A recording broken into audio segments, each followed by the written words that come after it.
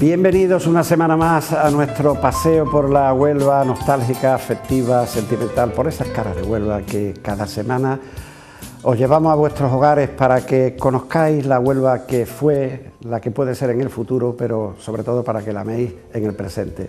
Caminaremos por las viejas calles, las plazas, los comercios, los personajes, la mayoría de ellos desaparecidos físicamente, pero desde luego siempre muy vivos en el recuerdo de quienes amamos aquella Huelva, aquella ciudad, aquella época. Hoy el programa, en el capítulo invitado, me voy a auto-homenajear, porque yo he sido toda mi vida un hombre de radio, enamorado de la radio. Siempre digo que mi primer amor fue la radio, igual que mi primer trabajo profesional. Y aprovechando que este año se cumplen, o el pasado año se han cumplido los 80 primeros años de Radio Nacional de España en Huelva, motivo por el cual el excelentísimo Ayuntamiento le concedió la medalla de la ciudad, queremos que sea una compañera de Radio Nacional, que además es de Huelva, que además se ha criado en Huelva, que además conoce Huelva, la que nos acompañe esta noche. Ella es responsable de la unidad informativa de Radio Televisión Española en Huelva. Entró en Radio Juventud en 1980 y es licenciada en Psicología Clínica y Magisterio. Estamos hablando de mi querida y buena amiga Ernestina Ferrer. Buenas noches, Ernestina. Buenas noches, Diego. ¿Cómo te encuentras? ¿Encantada? Bien, encantada que me hayas invitado a tu programa. Yo he dicho al principio lo de auto-homenaje de la radio, porque la radio siempre será mi primer amor. Yo en el año 61 entré donde tú eres hoy la máxima responsable, en Radio Nacional de España, cuando estaba en los estudios de Gran Vía 1. Yo tenía 17 años y lo que hoy se llaman becarios, entonces se llamaban meritorios. Sí. Y había una plantilla de auténtico lujo que luego tendremos oportunidad de ver. Hasta que con el tema de la radiofrecuencia, de la ley de Fraga creo que fue, pues se tuvo que marchar al Centro Emisor del Sur de Sevilla y aquí quedó Radio Juventud de Huelva y ahí empezó mi andadura profesional por el mundo de la radio. Estuve en Radio Juventud de Huelva, Radio Juventud de Cádiz y luego pues una, no sé si mala o buena, pero bueno, decisión tomada, dejé el camino de la radio, de la comunicación, me incorporé a algunos insospechados en mí hasta que al cabo de los años, cuando ya no parecía que podía volver, estoy nuevamente por aquí. Vamos a dar un paseo y lo hemos querido dar específicamente por los sitios donde tú te has movido, por donde tú te has criado. Tengo que decir antes que entre las distinciones, y además eso sí que me gustaría a mí hasta verlo, te dieron el premio Ciudad de Huelva de Periodismo 2013, leo textualmente, por una serie de programas Huelva en la Memoria, que sería algo parecido a esto que hacemos, ¿no? Bueno, yo lo que siempre he pretendido con Huelva en la Memoria ha sido recuperar y poner en valor las páginas de la historia de esta provincia, de Huelva y provincia. Es lo que he intentado. A raíz de la digitalización del archivo sonoro de Radio Nacional de España, que gracias a la Diputación de Huelva, a la Asociación de la Prensa y por supuesto de la sensibilidad de Radio Televisión Española en Andalucía, pues digitalizamos más de 5.000 horas y bueno, a raíz de eso traté de meterme en esa cueva y de ofrecer a la ciudadanía, a los onubenses, pues la historia de esta ciudad, porque yo creo que los onubenses tienen derecho de alguna manera de conocer documentos excepcionales que guardamos en el archivo sonoro de Radio Nacional. ¿Y esa serie tiene acceso? Yo tengo acceso a esa serie. Esa serie se pone en marcha dentro de muy poquito tiempo. O sea que se va a emitir. Sí, se va a emitir de nuevo, con motivo también y con motivo del 525 que vamos a hacer, vamos a recordar de nuevo los programas de Huelva en la Memoria. Y como te decía, yo creo que Huelva en la Memoria tiene una importancia porque ahí hay documentos sonoros únicos. Y sobre todo muchas anécdotas que creo que los onubenses tienen que conocer. Te puedo contar, por ejemplo, que el creador de Mi Huelva tiene una ría, Emilio Molero, creó su pasodoble afeitándose y lo cuenta él en una entrevista. También que el propio Pablo Neruda llevaba una piedra de la Rábida que le regaló Pepe Caballero, o Antonio Gala cantando un fandango de Huelva, y todas estas cosas yo creo que avisa con tiempo. Sí, Avisa pues con sí. tiempo. Bueno, Ernestina tuvo la inmensa suerte de nacer en Huelva, que ya es una suerte. Yo- Pero si encima de nacer en Huelva nace en el camino de la Punta del Seo, pues ya eso es doble suerte. Vamos a meter la primera foto para empezar a hablar de la zona donde tú te criaste, donde tú te moviste. Y qué delicia amanecer, salir y ver la ría, o retirarte al atardecer y ver las preciosas puestas de sol que tenemos en Saltés y en Bacuta, ver los eucaliptos, tener cuando salías de tu casa la Fuente de las Naciones, tener prácticamente frente primero el balneario de Lodiel y luego ya lo que tú conociste fue el Club Náutico. ¿Qué te recuerdas de esta época, Ernestina? Pues me recuerda a mi niñez. Y sobre todo, yo cuando la veo y hablo con amigos y me cuentan, uno le llama la avenida Francisco Montenegro, otro le llama la avenida de la Rábida, otro... de hecho, mi casa tenía la dirección de avenida Los Pinzones número 1 y bueno, se llame como se llame esa carretera... Carretera de la Punta del Seo para la gente de Huelva de toda la vida. Esa carretera para mí, bueno, pues no sé, era flanqueada por los eucaliptos. Los eucaliptos. Era una auténtica maravilla. Yo la frecuentaba mucho porque los críos íbamos a jugar al fútbol a la pista que estaba detrás prácticamente de donde tú vivirías, detrás de los Flechas Navales. Sí, íbamos junto. Íbamos a jugar allí al fútbol. Bueno, pues vamos a seguir avanzando porque tú no vivías en una casa cualquiera. Tú vivías en una de las casetas que tenían los peones camineros. Había tres, esta que tenemos en pantalla no es, esta es la número 3, esta es la que estaba cerca de la Punta del Seo, que corrígeme, yo creo que en esta es donde vivía la familia Barrigón. Sí, yo eso te iba a decir, yo creo que esta no era una casa de peón caminero, había tres, una estaba, la nuestra, la primera, la segunda estaba en torno a la Cansa y la última estaba, que era del ingeniero, cerca del monumento a la fe descubridora. Esta estaba cerca del monumento. Y esta casa probablemente, como tú bien dices, era de la familia Barrigones, que eran muchos hermanos, que eran nadadores. Sí. Y además trabajaba en el puerto. Efectivamente, padre. Sí, mi padre también trabajaba en el puerto. Digo, ahí tendrías que trabajar en el puerto. Pero yo creo que esta casa es la que estaba junto al de Caminero. Junto al lo que se conocía como el bar Viruta al final de la Punta del Sebo, al lado del embarcadero. El bar Colón. Sí. El bar Colón. Y yo creo que esa no era una casa de peón cabinero porque tenía otros detalles. La verdad es que es una preciosidad y el enclave y la vista pues no puede ser más maravillosa. Y muy cerca de tu casa, tan pegando a tu casa que la teníais casi frente, pues estaba la Escuela de Flechas Navales, que fue una obra que se hizo en la posguerra para recoger. Podemos poner, compañeros, la foto de la Escuela de Flechas Navales.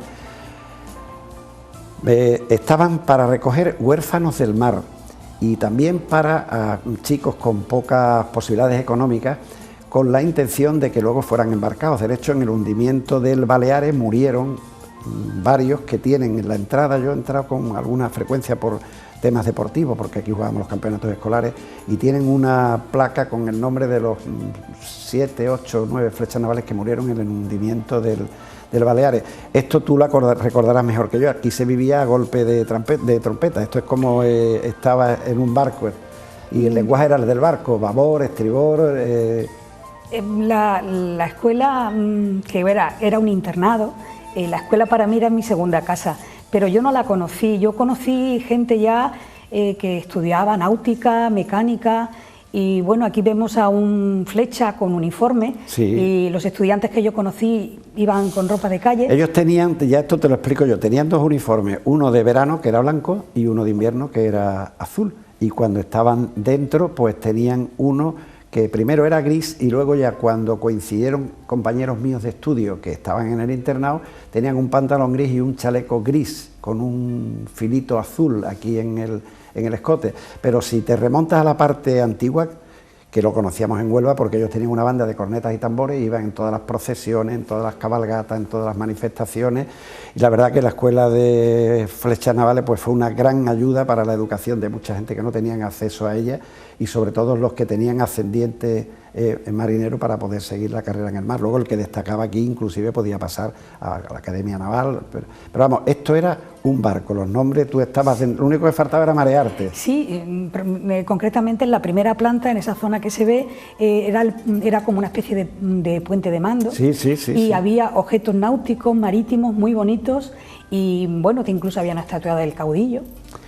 Tú dentro del edificio te daba la impresión de que estabas en un barco, y muy cerca de este edificio había algo que para mí es un icono de Huelva, que no podemos pasar la foto exacto, que yo nunca comprenderé. La Fuente de las Naciones es una auténtica preciosidad, sitio nostálgico donde las parejas un poco más avanzadas que nos citábamos en los jardines del muelle y íbamos a la farola del muelle. ¿Cuántas cosas habrá escuchado la farola del muelle?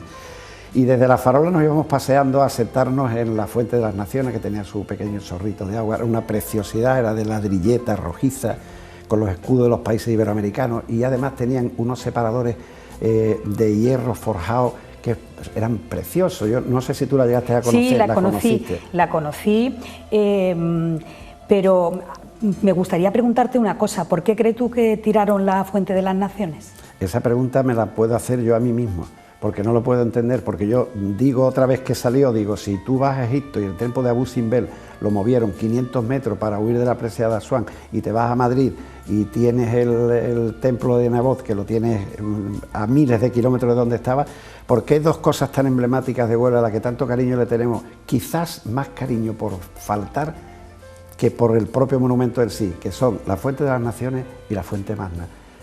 ¿No se podía ver de alguna manera, piedra a piedra, haberlo trasladado a algún otro sitio? Pues muy sencillo, te digo por qué la tiraron: para abrir la primera puerta de acceso al recinto colombino. Eso... Más barbaridad todavía. Tal cual. Pues haces bien en decirlo, porque todo el mundo tenemos la creencia que fue consecuencia del polo. No, no es cierto.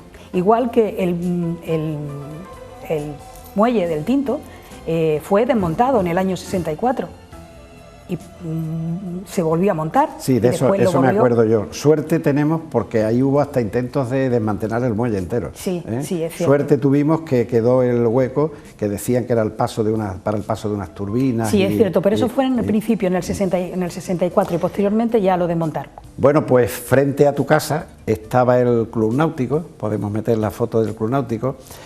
Esta foto es de Adolfo Rodri, y es del año 1943, que fue el año que se inauguró, porque el balneario de Lodiel era de madera, y luego lo ocuparon las flechas navales, pero hubo un incendio y lo destruyó por completo. Los flechas navales se trasladaron a la acera de frente, y entonces los militares, el coronel Álvarez de Rementería, Eduardo Álvarez de Rementería, que mandaba el regimiento Granada, se le ocurrió hacer algo para disfrute primero de la clase militar y luego en general para quien lo pudiera pagar, porque yo recuerdo de pequeño, yo no estuve nunca, que era muy elitista. O sea, estaba esta zona, luego caminabas un poco, estaba la playa de las Islas, que era salvaje, luego estaba el balneario y luego la Punta del Cebo. Luego este era un sitio para la élite del momento. Vuelvo a decir que yo no era de la élite y no lo pisé en mi vida. Pero bueno, adoptó a la sociedad local para el verano, porque entonces prácticamente no había Punta Umbría. Su primer presidente fue don Juan Rebollo, que a la sazón era el alcalde de la ciudad, y bueno, aquí se celebraban bailes, tenían sus pequeñas regatas. Tengo bastantes fotos sobre la historia, porque yo hice un trabajo y de ahí he sacado estos datos, hice un trabajo sobre el Club Náutico, que supongo que sí te traería algunos recuerdos. Sí, el Club Náutico, sí, la escuela era mi segunda casa, el Club Náutico era mi tercera casa. Yo tenía enfrente el Club Náutico de la casa Peón Cabinero, y al lado tenía la escuela de flechas navales.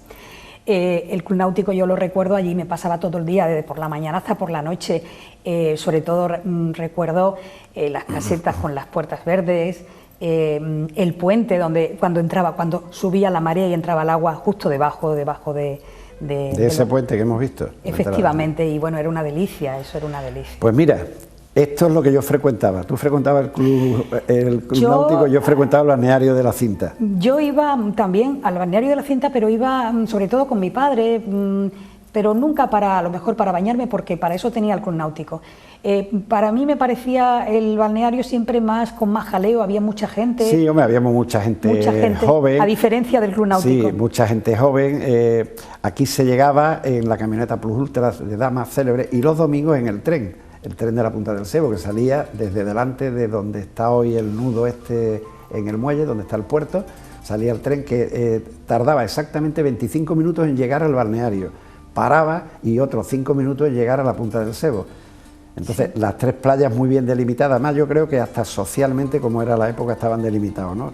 Club Náutico, balneario y Punta del Sebo, porque en el balneario había que ser socio, tenía que pagar muy poco. Sí, allí estaba el portero Alfonso, que bueno, en el balneario las figuras más representativas eran Doña Pura, que era la que cuidaba de los vestuarios, Antoñito, que era un medio inválido, que estaba de ordenanza en sindicato y era el que no nos dejaba jugar al fútbol, y un camarero muy popular que estaba siempre de mal humor, que se llamaba El Moro, que luego recaló en el Pelayo, era un camarero de eterno mal humor. Bueno, pues aquí es donde yo de alguna manera pasaba mi verano viniendo en Dama o viniendo en el tren.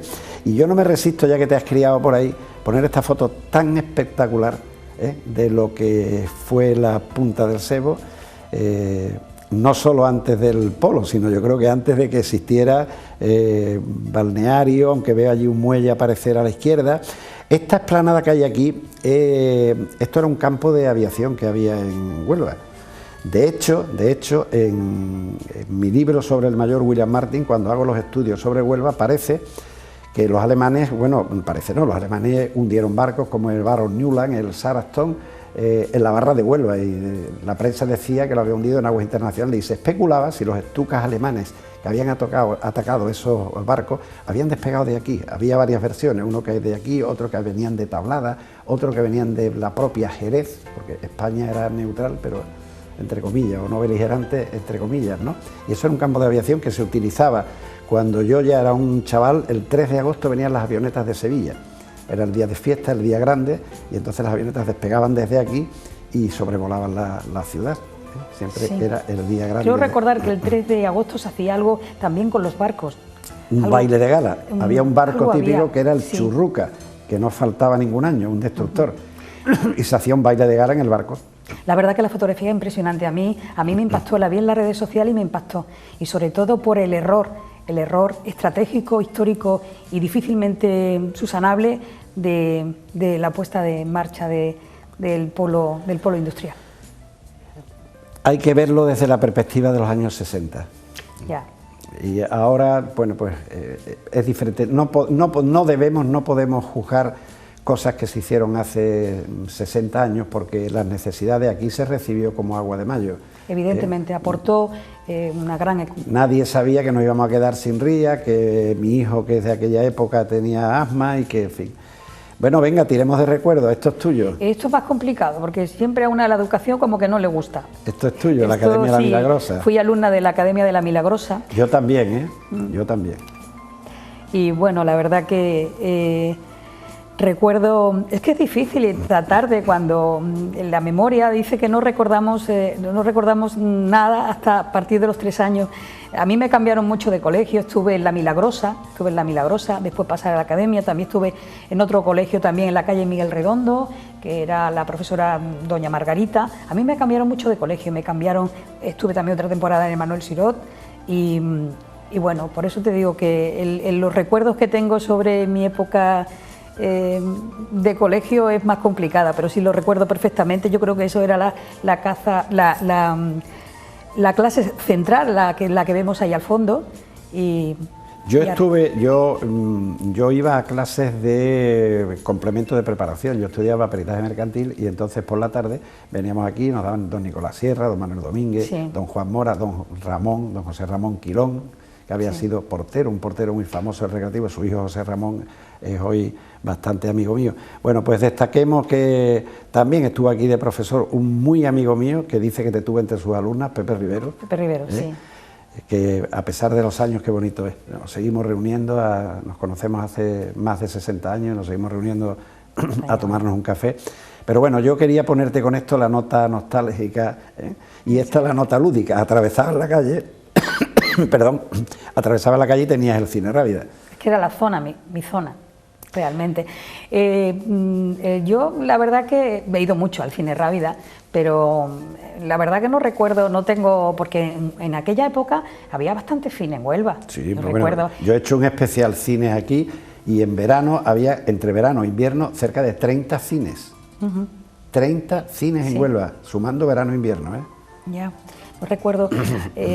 Sí recuerdo una vez, ya trabajando en Radio Juventud, sobre los años 80, hubo un incendio en el cine Rábida. En el cine Rábida hubo un incendio. Yo lo recuerdo en el cine Odiel, que además ardió por completo. No, pero aquí yo creo que aquí no fue el cine, fue el bar del cine. El bar. Estábamos ya nosotros en la calle Miguel Redondo.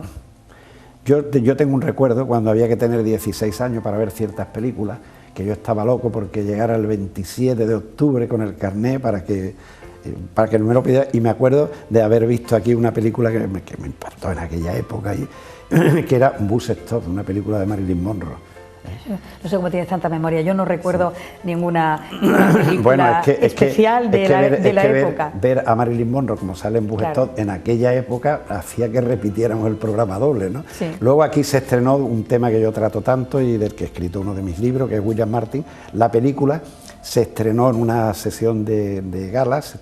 La presentaron Jesús Hermida, José María Segovia, que fue el que llevó la voz cantante, Vicente Quiroga, gente de la radio, y yo estaba ahí porque William Martin a mí me ha apasionado desde que yo tenía 9 años y vi rodar la película La Palmera. Hablando de William Martin, decirte que tenemos en el archivo sonoro de Radio Nacional de España el marinero que encontró el cadáver de William Martin. José Antonio Rey. Sí, lo tenemos. De los Santos de y Maimona. Eso fue uno de los programas sobre William Martin, fue de esos 5 programas que tuvo el premio de periodismo. Ya falleció. Bueno, pues mira, vamos a ver algo que nos une mucho a los dos. Tú has seguido toda la vida con ese primer amor y yo el amor lo he ido cambiando. Esta es la plantilla de Radio Nacional de España de los años 60, cuando yo estaba allí de meritorio. Teníamos un programa que se llamaba Cabo Cañaveral, porque le quisimos poner ese nombre como lanzamiento de ideas juveniles. Teníamos todos 16, 17 años. Bueno, ahí están caras inolvidables. A la izquierda desaparece Manolo Puga, luego Pepe Galván, pegando a Nicasio Fernández, El Viejo y el Hincha, uno de los programas deportivos que arrasaban en la revista Gol, que la escribía Bélico, que está agachado en el centro, José Luis Rodríguez de Castilla, que está detrás, Germán Miras, que era el director, Francisco Mora, el del bigote, que era un poco el de información y turismo, el que te tosería a ti hoy. Eduardo Bonachera, redactor jefe, una persona maravillosa, además era maestro, por la mañana daba clase y por la tarde Manolo Zamorano, que también era maestro, José Ángel Bonachera, el de la derecha, hermano de Eduardo, y agachados pues están Ruano, que habíamos jugado en el Veracruz al fútbol, Bélico, que te digo, y Pepe Macías, que era además del de las orejas, era el ordenanza. Yo en un minuto, porque vamos mal de tiempo, pero te cuento una anécdota de una persona que es la que yo quiero mucho, Eduardo Bonachera Pombo, que era redactor jefe, y me llama al despacho, te llamarán redactor jefe al despacho. Me dice, mira Diego, para el programa de esta noche has escrito un magnífico artículo sobre la vuelta de Etallo, que hasta Jesús Hermida fue con Etallo, que repitió el viaje de Cristóbal Colón. Y dices tú que si esto que no tiene el mismo mérito, y mire usted, es que yo creo, dice, bueno, pero es que esta mañana Fernando María Castilla, que es el ministro de Asuntos Exteriores, ha felicitado. Y claro, no vamos en Radio Nacional de España en Huelva a decir que no tiene tanto mérito. Así es que escribe un artículo sobre Jesús Romeo Gorría, que es ministro de Trabajo, que viene el domingo a visitar la cuenca minera. O sea que me cambió el diapasón de lo no políticamente correcto a lo que había que... Bueno, pues adiós compañeros de la radio y pasamos a otro sitio que también te encanta, que está aquí tu vida. La Milagrosa, sí. La Milagrosa. De hecho, yo me llamo Ernestina de la Milagrosa.